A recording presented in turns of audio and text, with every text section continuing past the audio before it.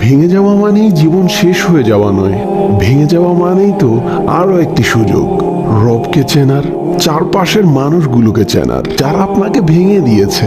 তাদের জন্য আপনি কেন ভেঙে পড়বেন? ঘুরে দাঁড়ান, নিজেকে এমন এক পর্যায়ে নিয়ে যান যেন এই ঘুরে দাঁড়ানোটাই তাদের জন্য দাঁত ভাঙা জবাব হিসেবে দাঁড়িয়ে যায়। যিনি আপনাকে এত এত ভালোবাসেন যে কখনো ছেড়ে যান না, আপনি সে রবের জন্য সামনে এগিয়ে যান। নতুন ভাবে পথ চলতে শুরু করবেন, শুধু এই আশায় যে আপনার রব আপনার পাশে আছেন।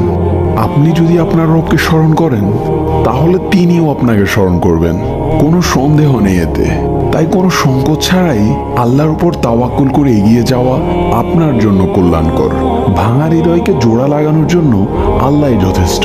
যে আল্লাহর উপর ভরসা করে তার জন্য আল্লাহই যথেষ্ট।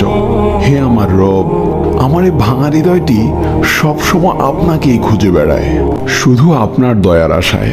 কারণ আমি জানি আমার রব আমাকে কখনো নিরাশ করবেন না।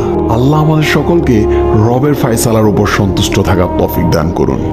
আমিন।